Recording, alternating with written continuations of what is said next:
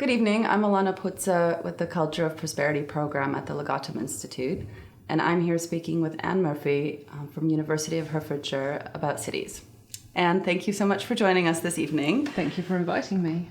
So we're here to talk about cities, and I wanted to ask you, which city in history do you think has been the most central to human flourishing? Well, that's a really interesting question because I don't think you can pick one city.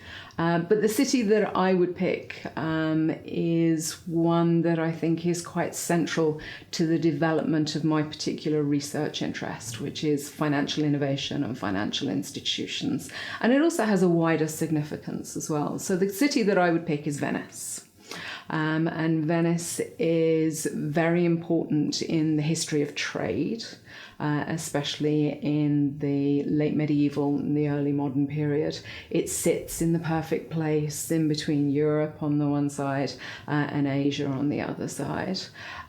It also, because it has this sort of central place in the development of trade, there are financial instruments that are developed around that as well. And because of its importance and its growing economic prosperity, of course, it becomes threatened and it has to protect itself. And in order to protect itself, it has to raise money in order to fight wars, in order to maintain armies. So then it develops new financial instruments and new ways of managing finance in order to do that.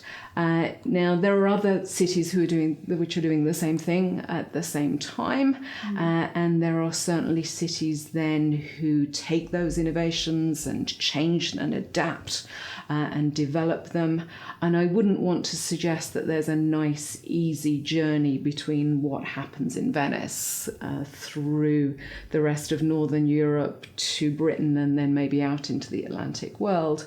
But I think Venice as a starting point is a really interesting place to start and a good place to understand as a stepping off point for things that come later as well. Pioneer in financial innovation. Pioneer, yes. And so how about for you personally, what city has had the greatest influence or impact on your life? It has to be London. And it has to be London because I think both of my careers have been based around London. So I grew up in Essex, and when I was leaving school, London was the place that you went to look for a job. I didn't go to university straight away. I went straight to work, and I went straight to work in the city. And in the mid-80s, it was a very exciting place to work, a fascinating place to work. And for somebody who'd come from a relatively, I suppose, provincial background, it was fantastic. And there I developed a career which I never thought I could have, especially as a young woman growing up. This is just at the time really when horizons are starting to expand. And the opportunities for women in the 80s are starting to expand as well. So that was a real important point in my life, having the opportunity to go and develop a career in a city where there was an awful lot going on. I worked in finance, so started off in banking. And again, in the 1980s, there were lots of interesting developments, especially around the derivatives market, where I found myself. And from that perspective, I think, had I not been close to London growing up, had I not gone to work in London after school, I think my career path certainly would have been very much different. And then when I decided to quit that, I went to university and had to eventually, of course, pick something to study. Having discovered 18th century financial markets, I rediscovered a new London, a London with echoes of the London that I knew and had left behind, but also a London that showed me something different to what I had experienced as well. And that I found, a London again that was terribly exciting and a terribly stimulating place to be. And then looking ahead, what city do you think is one to watch for the future? Well, I'm going to be slightly repetitive and say London again, Great. but for a whole set of different reasons.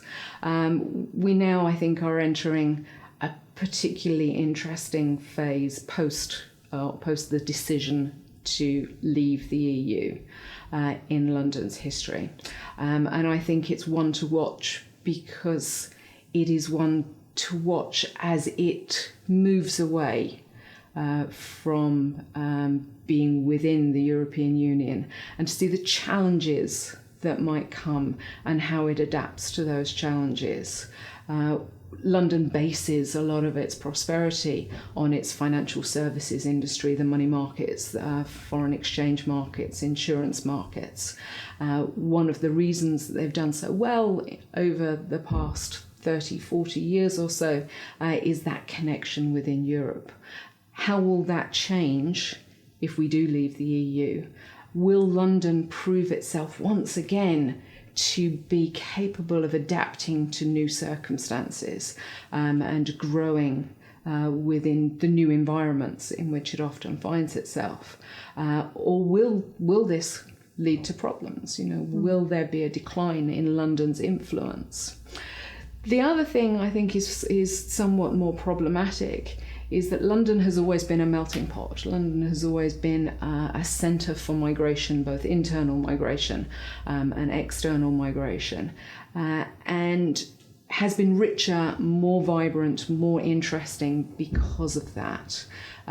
The decision to leave the EU, I think, has led us to, or led some to question the value of migration, the value of migrants within our society, and I think that's problematic. And I think that's again something to watch and something to be aware of.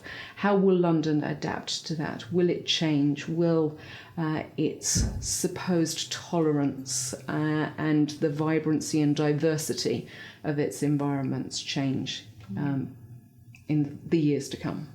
Well, I think we'll be speaking about London again in our next question because you're here tonight to lecture on the origins of the Bank of England and its relationship with the City of London. And so you've touched on this already in some of our discussion, but why does this history matter to us today? Why should we be having this conversation or this lecture? The Bank of England matters partly because it is an institution that is more than 300 years old. And its history, therefore, is a point of questioning. How did it survive? How does it change? How did it develop from a very hastily constructed, small expedient to fund a war to what we have today? How does it develop into this mature central bank? And that, I think, is something that deserves investigation of itself.